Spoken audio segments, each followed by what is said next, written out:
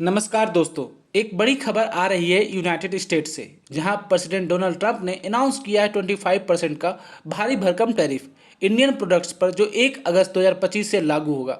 ये डिसीजन सिर्फ एक ट्रेड पॉलिसी नहीं है, बल्कि इंडिया यूएस के रिश्ते पर एक स्ट्रांग झटका भी है।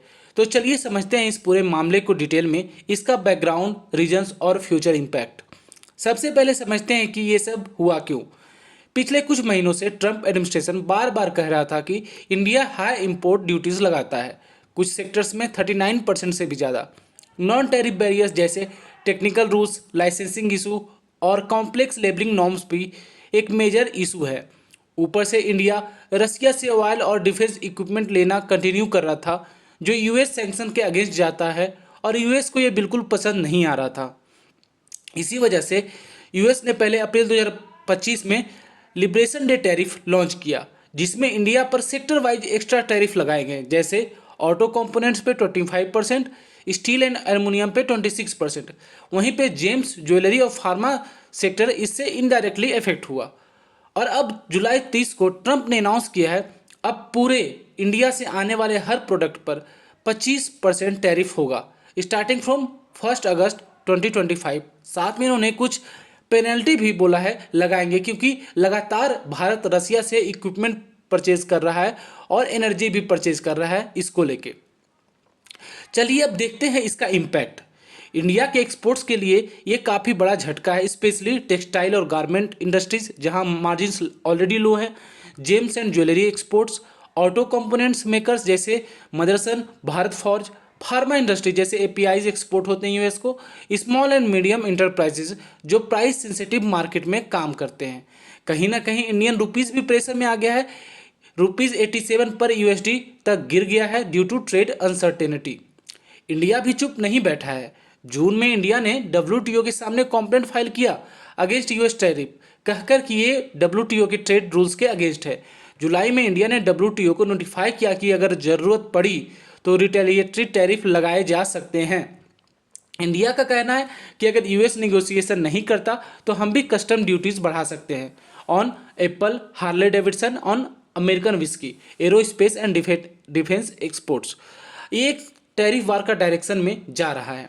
अब बात करते हैं सबसे इंपॉर्टेंट एंगल की, इंडिया और यूएस के रिश्ते पर इसका क्या असर पड़ेगा। 2023-24 तक दोनों देशों का ट्रेड रिलेशन काफ़ी पॉजिटिव था। पीएम मोदी और प्रेसिडेंट बाइडेन ने तो $500 बिलियन टारगेट 2030 तक का रखा था। लेकिन अब ट्रंप के वापस आते ही एक अल्ट्रा प्रोटेक्शनिस्ट अप्रोच आ गया है। उनका फोकस है अमेरिका फर्स्ट, और इसी के चलते इंडिया को भी टारगेट किया जा रहा है। ये टैरिफ सिर्फ इकोनॉमिक नहीं, स्ट्रेटेजिक रिलेशन को भी हर्ट करता हुआ दिख रहा है। एग्जाम्पल, क्वाड अलायंस में इंडिया यूएस कोलाब्रेशन लगातार हो रहा है, और इसका कहीं ना कहीं इम्पैक्ट दिखेगा अब इंडो पैसिफिक सिक्योरिटी डायलॉग पे भी। साथ में डिफेंस टेक्नोलॉजी ट्रांसफर और ज्वाइंट वेंचर्स है। अगर ये टेंशन बढ़ती गई तो दोनों देश के बीच स्ट्रेटेजिक ट्रस्ट भी इम्पैक्ट हो सकता है। तो दोस्तों आगे क्या हो सकता है? निगोसिएशन में रिज्यूम, चांसेस हैं कि दोनों कंट्रीज एक मिनी ट्रेड डील फाइनलाइज करें बिफोर नवंबर 2025 यूएस इलेक्शन जो कि होने वाला है। इंडिया कुड रिटेलिएट, हाँ पॉसिबिलिटीज बहुत ज़्यादा है। अगर बात नहीं बनती तो इंडिया भी हाई एंड यूएस इंपोर्ट्स पर टैरिफ लगाएगा। ग्लोबल इम्पैक्ट, अगर इंडिया यूएस रिलेशन स्ट्रेस में जाते हैं तो इसका असर ग्लोबल सप्लाई चेन पर भी पड़ सकता है, स्पेशली इंडो पैसिफिक रीजन्स में।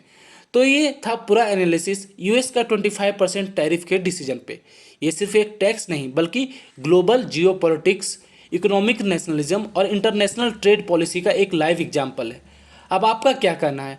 क्या इंडिया को भी स्ट्रॉन्ग रिटेलिएशन करना चाहिए, या निगोसिएशन से भी मैटर तो सॉल्व करना चाहिए, या फिर हमें ये मान के बैठना चाहिए कि ट्रंप तो कुछ भी बोलते हैं, चलो कुछ दिन बाद देखेंगे क्या होता है। लेकिन दोस्तों इन्होंने 1 अगस्त से बोला है, मतलब कल के बाद से ये डेट शुरू हो जाएगा, और इंडिया पे जो भी इंडिया प्रोडक्ट बेचेगा यूएसए को, इस पर भारी नुकसान झेलना पड़ेगा हमारे जो भी इंडियन मैन्युफैक्चरर हैं।